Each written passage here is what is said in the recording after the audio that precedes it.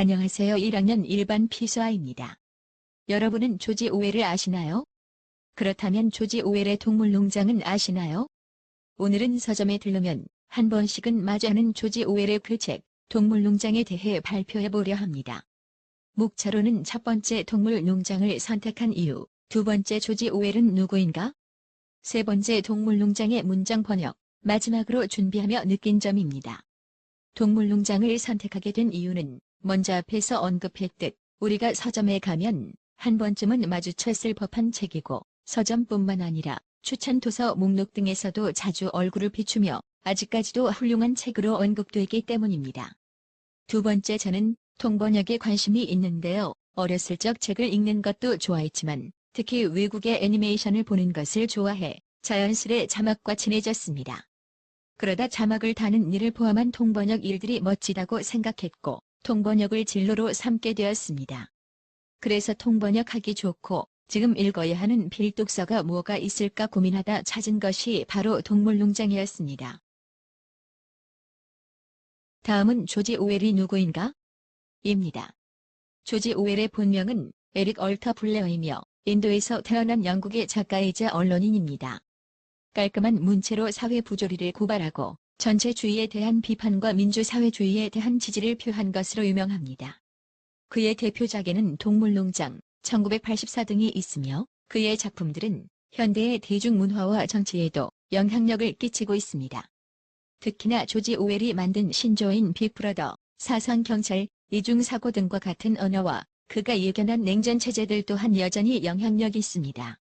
동물농장은 전체주의 국가가 성립되는 과정과 독재자의 정치적 폭력성을 우화체로 쓴 풍자소설로 당시 스탈린이 집권하고 있던 소련의 시대적 상황을 모델로 하고 있습니다.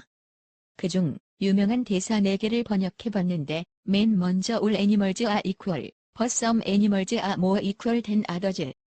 는 모든 동물들은 평등하지만 몇몇 동물들은 다른 동물들보다 더 평등하다. 라는 뜻입니다. 두 번째는 농장 내 새롭게 생긴 7가지 동물 규칙인데요. 1. Anything that walks with 2 feet is the enemy. 무엇이든 두 발로 걷는 것은 적이다. 2. Anything that walks on all fours or has wings is a friend. 무엇이든 네 발로 걷거나 날개를 가진 것은 친구이다. 3. No animals are allowed to wear clothes. 어떤 동물도 옷을 입어서는 안 된다. 4. No animals are allowed to sleep on the bed. 어떤 동물도 침대에서 자서는 안 된다. 5. No animals are allowed to drink alcohol. 어떤 동물이든 술을 마시면 안 된다. 6. No animal should kill another animal. 어떤 동물도 다른 동물을 죽여서는 안 된다. 7. All animals are equal. 모든 동물은 평등하다입니다. 이 7가지 원칙이 이렇게 바뀌게 되며 동물들의 불만은 증폭됩니다. 세 번째는 Four legs are good, two legs are bad. 다리가 4개면 좋고 2개면 나쁘다라는 원칙인데 이는 동물농장의 가혹한 생활이 지속되자 Four legs are good, two legs are better. 다리가 4개면 좋지만 2개인 것이 더 낫다로 돼지들이 제멋대로 바꿔버립니다. 마지막으로 아주 유명한 대사인데요. 12 boys were all yelling in anger, all the same. Only then could I see what had happened to the pig's faces. The animals looking out of the window looked at the pig once and looked at the pig. But it was already impossible to tell who was the pig and who was the human. 12개의 목소리가 일제히 분노에 찬 목소리로 고함을 지르고 있었는데 그 목소리들은 모두 똑같았다. 그제야 돼지들의 얼굴에 어떤 변화가 일어났는지 알 수 있었다. 창밖에서 지켜보던 동물들은 돼지를 한번 보고 돼지를 쳐다보았다. 그러나 이미 누가 돼지이고 누가 인간인지 구별할 수 없었다. 이 구절로 동물농장은 이야기를 마무리 짓습니다. 느낀 점을 2가지 문장과 함께 이야기해보려 합니다. 앞서 언급한 조지 오웰의 작품 1984에서 나온 대사 중 하나인 자유란, 이 더하기 1을 사라고 자유롭게 이야기할 수 있는 자유이다. 는 제가 동물농장을 읽은 후 자유에 대해 생각해 볼 수 있도록 도움을 줬습니다. 우리는 모두 이 더하기 2가 4인 것을 당연하게 압니다.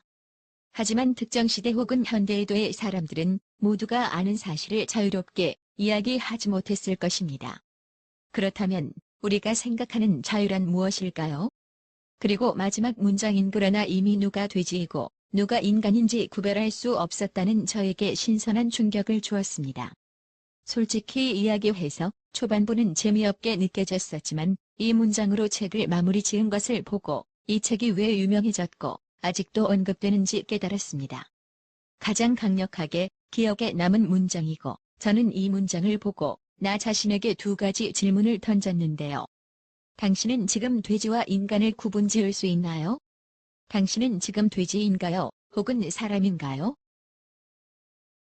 발표를 끝마치겠습니다. 들어주셔서 감사합니다.